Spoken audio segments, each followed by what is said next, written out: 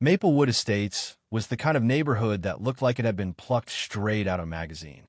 The houses were uniformly pristine, with perfectly manicured lawns, freshly painted shutters, and driveways that sparkled under the morning sun.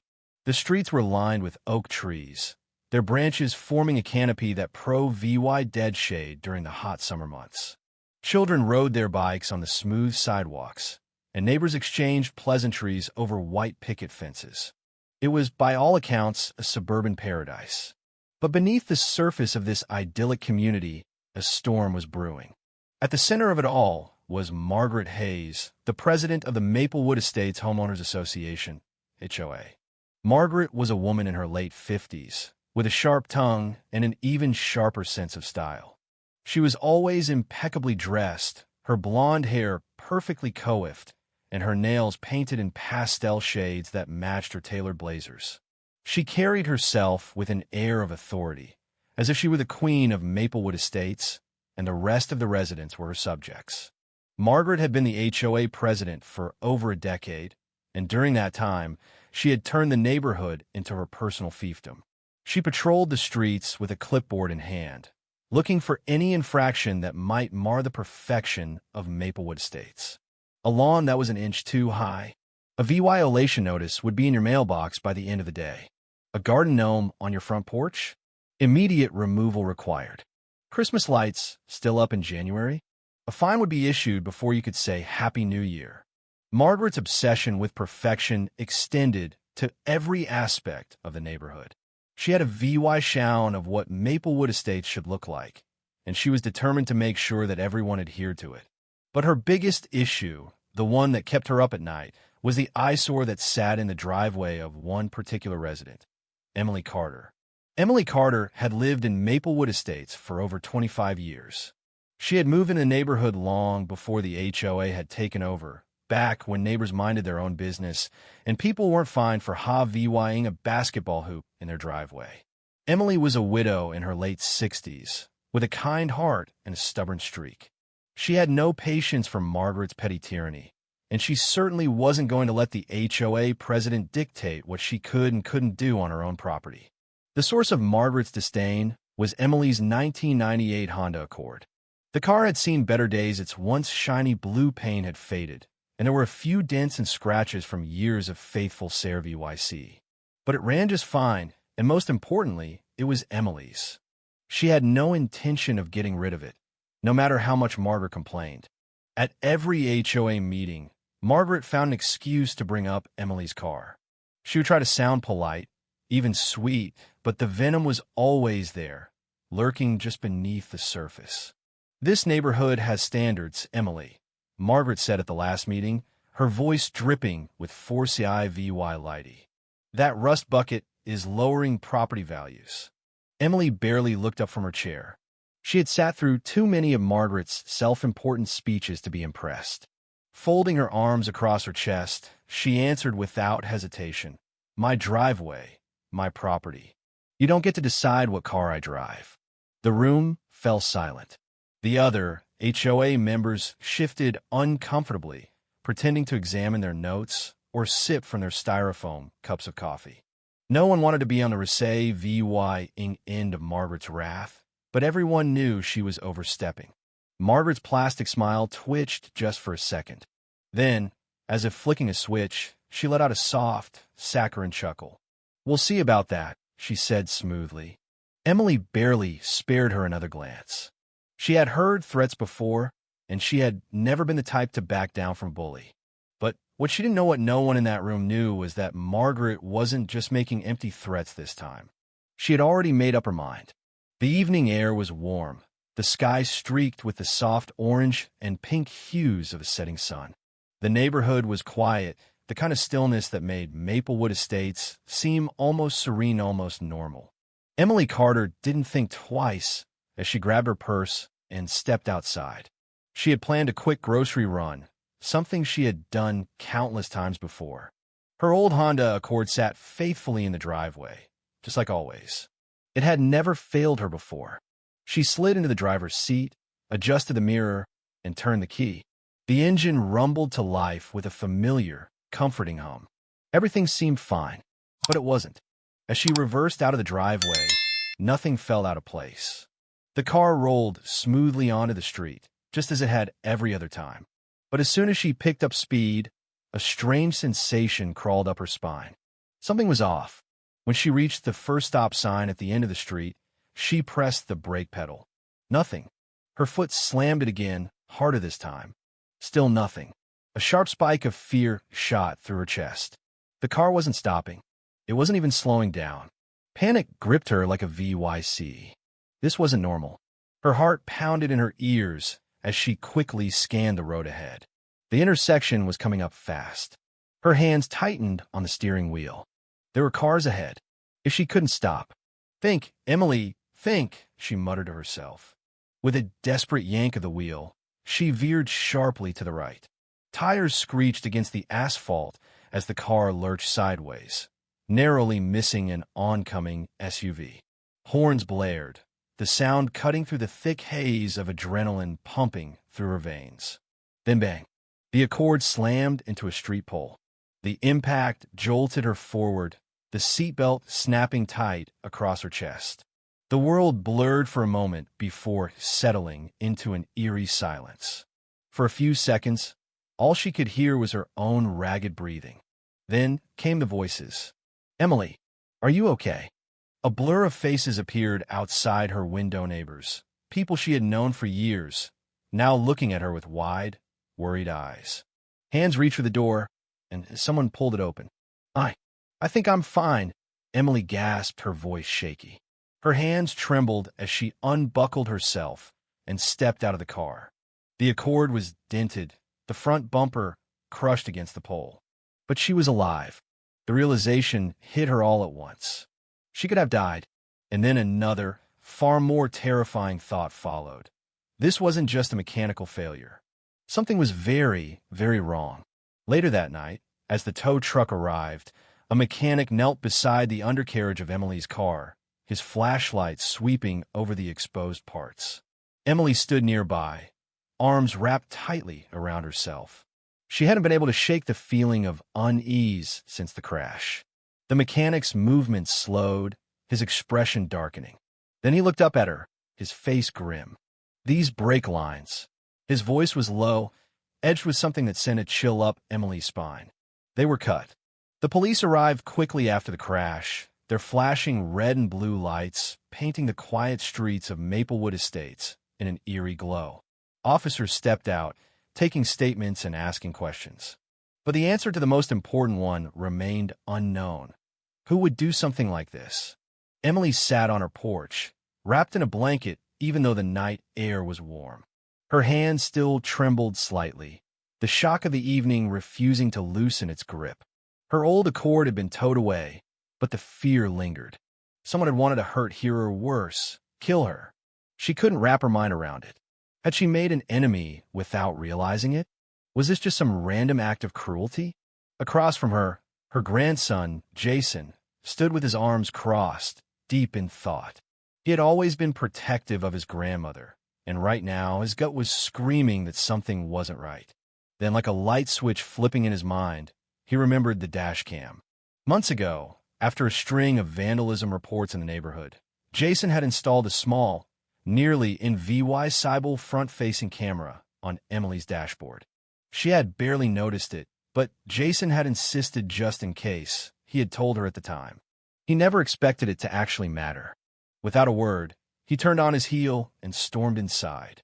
Emily followed, confused but too exhausted to question him. Jason grabbed her laptop, pulled out the dash cam's memory card, and inserted it. The screen flickered to life. He began scrubbing through the footage, hours of nothing, just the stillness of the empty driveway. He fast-forwarded, skimming over uneventful recordings, cars passing, leaves rustling in the wind, a cat lazily strolling across the hood. And then, at 2:43 a.m., movement. Jason slowed the footage, his heartbeat skipping.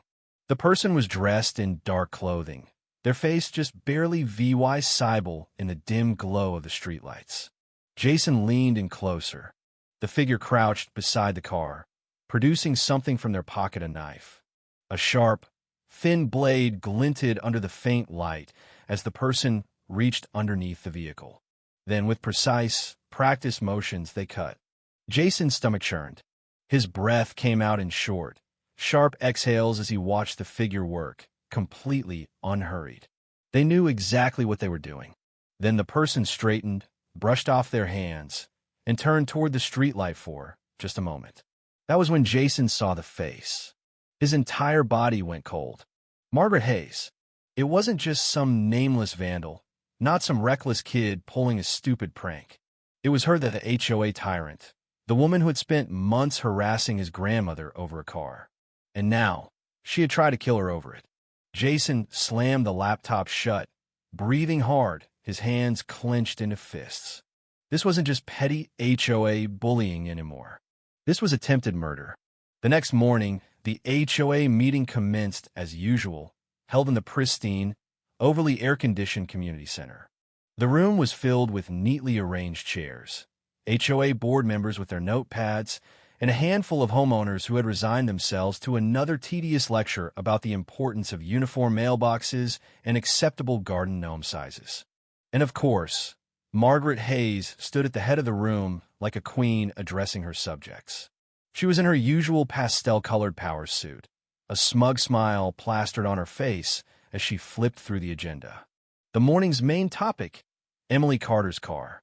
Margaret clasped her hands together, her voice smooth and condescending as ever. Now, before we begin, I'd like to take a moment to address yesterday's unfortunate incident, she said, tilting her head with mock concern. Emily, I'm just so relieved you weren't seriously hurt. Truly. But perhaps now you see why we have rules about keeping junk cars in driveways. This little accident of yours just proves how unsafe it was. A few people in the room shifted uncomfortably. Even those who didn't particularly like confrontation could feel something was off. But Margaret didn't notice. She was too busy enjoying herself. Emily sat in the back, her face unreadable. But Jason had had enough. He stood up, laptop in hand, his movements deliberate and controlled. The moment Margaret saw him, her smirk faltered just for a second. It wasn't an accident, Jason said, his voice cutting through the room like a blade. Margaret turned, her eyebrows arching in feigned confusion. Excuse me. Jason strode to the front of the room, setting his laptop down on the table right in front of her. Margaret instinctively stepped back. Let me show you something, he said. The room fell silent, the only sound the faint hum of the air conditioning as Jason pressed play. And then, on the screen, she appeared a grainy but clear image of Margaret Hayes, creeping into Emily's driveway in the dead of night. A collective gasp rippled through the room. Margaret's face drained of color, but it was too late. There she was, dressed in dark clothing, crouched beside Emily's car. The camera captured everything.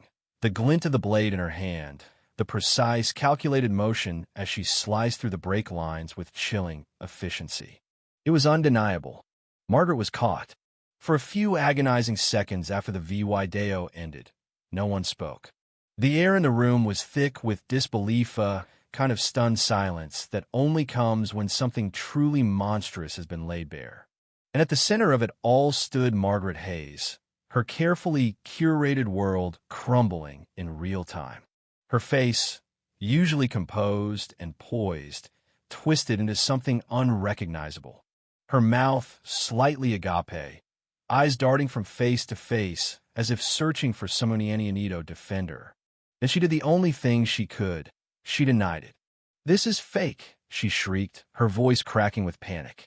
A deep fake. A setup. Someone is framing me. She took a sharp breath, her hands trembling as she pointed accusingly at Jason. This is your doing, isn't it? You and your tech tricks.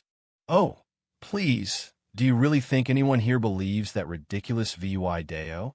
This is manipulated. I would never.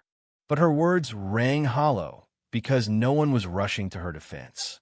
Instead, the room had erupted into hushed but furious murmurs. She could have killed Emily, one woman whispered, pressing a hand to her mouth in horror. A man near the back, arms crossed tightly over his chest, shook his head. She's been terrorizing this neighborhood for years. Enough is enough. Margaret heard them, and for the first time, the weight of actual consequences pressed down on her.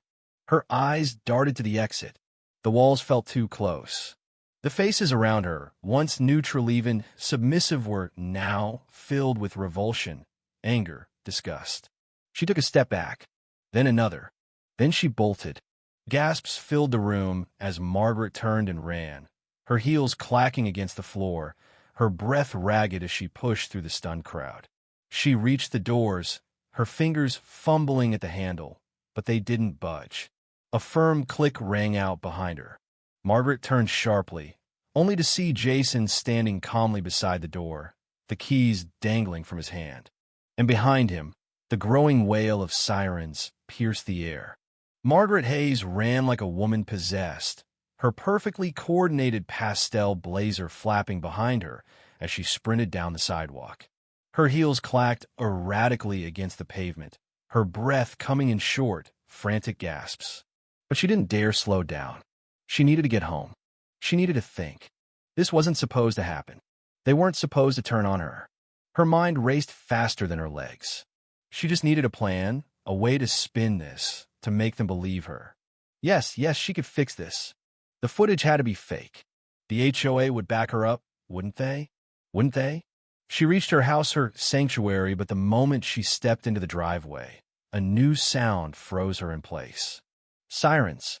A wave of dread crashed into her chest as the blue and red lights flashed across the front of her home.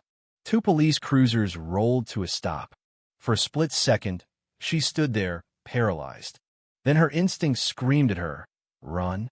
But before she could take another step, a voice firm and authoritative cut through the night. "Margaret Hayes, stop right there." Her body locked up.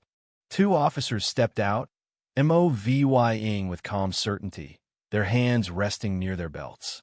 One, a tall man with a stern face, lifted a notepad and read aloud. "Margaret Hayes, you're under arrest for felony vandalism and reckless endangerment." The words didn't make sense at first. Margaret blinked rapidly, shaking her head. No, this is ridiculous. I was framed." Her voice pitched higher, hysteria creeping in. "This is a misunderstanding. I would never." The officer gave a small nod, and his partner moved in swiftly. Before she could protest further, cold steel encircled her wrists. Click! The sound of the handcuffs snapped her last thread of control. Her breath hitched, her chest rising and falling erratically. She twisted, struggling against the cuffs, but the officer's grip was firm. No, wait. You don't understand. I was just trying to maintain neighborhood standards." The neighbors had begun to gather, watching in stunned silence. Some held their phones up, recording. Others exchanged quiet murmurs, their expressions unreadable. And then someone laughed. Just a short chuckle at first, then another. A ripple of amusement spread through the crowd. Margaret's face burned with humiliation. "No, you can't just I'm the HOA president," she shrieked, thrashing in their grip. But no one was listening anymore. The officers didn't pause. One of them guided her forward toward the waiting squad car. Her protests had turned into desperate shrieks, but they no longer carried any weight. The once mighty HOA tyrant, the woman who had ruled with intimidation, fines, and petty power plays, was finally utterly powerless. And as the squad car door slammed shut behind her, the neighborhood she had tormented for so long let out a collective sigh of relief. For the first time in years, Maplewood Estates felt different. It was subtle at first, a change in the air, a weight lifting from a neighborhood that no one had realized was there until it was suddenly gone. Margaret Hayes was no longer in charge. The morning after her arrest, residents gathered in the community center, filling the room with something unfamiliar. Voices that weren't afraid to be heard. At first, it was just whispers, then murmurs. Then, like a dam finally cracking, a flood of grievances poured out. "She fined me $200 for Leah VYing my trash cans out for 5 extra minutes. She made me repaint my house twice because she said the color wasn't aesthetically pleasing. She told my daughter her play set was an eyesore and had it removed. She cried for days. She tried to ban Halloween decorations last year because she thought they were too tacky. She sent me a violation notice for parking my own truck in my own driveway. Remember when she fined old Mr. Jenkins for ing a garden gnome? A garden gnome. The more they talked, the angrier they got. For years, they had been too afraid to fight back, too afraid of the endless fines, the threats of property liens, the smug HOA notices in their mailboxes. But now Margaret was gone. And just like that, it was as if a spell had been broken. For the first time in a long time, the neighbors realized something. They didn't have to live like this anymore. By noon, an emergency HOA meeting had been called. For once, the usual dread of these meetings was absent. No Margaret pacing at the front of the room. No condescending lectures. No smug glances over the rims of her reading glasses as she berated homeowners for minor infractions. Instead, the entire neighborhood had shown up, and they were ready to vote. It didn't take long. The decision was unanimous. Margaret Hayes was officially removed from her position as HOA president permanently. No appeals, no reinstatement, no more Margaret. A cheer erupted as the final count was announced loud, triumphant, free. Some people clapped. Others laughed, shaking their heads, wondering how they had let one woman control them for so long. And for the first time in years, Maplewood Estates felt like a community again. Margaret Hayes had spent years ruling Maplewood Estates like a petty tyrant, untouchable, unquestioned, and feared. But now, she wasn't standing at the front of an HOA meeting dictating neighborhood regulations. She was standing in a courtroom. No pastel blazer, no smug smile. Just a disgraced woman in a stiff, county-issued suit, her hands gripping the table in front of her, knuckles white. The prosecution played the VY Deo for the jury. The EVY Denke was undeniable. The dash cam footage played in complete silence, the only sound coming from the courtroom speakers. The glint of the blade in the dim light, the deliberate, steady movements as she sliced through the brake lines, the way she calmly stood up, brushed off her hands, and walked away completely unaware that she had just sealed her own fate. The jurors sat stiffly, watching in shock. Some shook their heads. Others glanced at Margaret with barely concealed disgust. Margaret, for once, had nothing to say. But once the VY Deo ended, she started talking too much. She tried everything. Every excuse, every desperate attempt to claw her way out of the INEVY table. That VY Deo is fake, she insisted, voice shrill, as if sheer volume could make it true. It's deep, fake technology. I've seen documentaries on it. I swear to you, Linda provoked me. She snapped, turning her furious gaze toward the older woman seated in the courtroom. She's been ruining the neighborhood for years. I was just trying. Toy didn't even cut anything important. She suddenly wailed, changing tactics. I didn't know it would make the brakes fail. Maybe it was a coincidence. Maybe she just doesn't know how to drive. Enough, the judge finally said, his voice cutting through the chaos like a knife. Margaret froze, her mouth still open mid-protest. The judge adjusted his glasses, looking at her with thinly veiled disgust. The footage speaks for itself, he said. The only thing left to discuss is the sentence. Margaret shrank back, finally realizing what everyone else already knew. There was no escape. The verdict came quickly, guilty on all counts. The charges, felony vandalism, reckless endangerment, attempted bodily harm. Her sentence, 3 years in prison and a court-ordered settlement to pay Emily damages for the attempted sabotage of her vehicle. The moment the gavel slammed down, Margaret finally broke. She let out a guttural, sound half-sob, half-scream, her hands shaking as the bailiff approached. You can't do this. I'm HOA president. No one cared.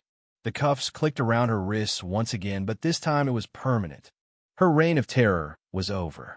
For the first time in years, the neighborhood felt lighter. Gone was the constant tension, the looming presence of HOA tyranny. The air felt fresher. Conversations between neighbors felt warmer. And people no longer looked over their shoulders, waiting for the next petty fine or ridiculous violation notice.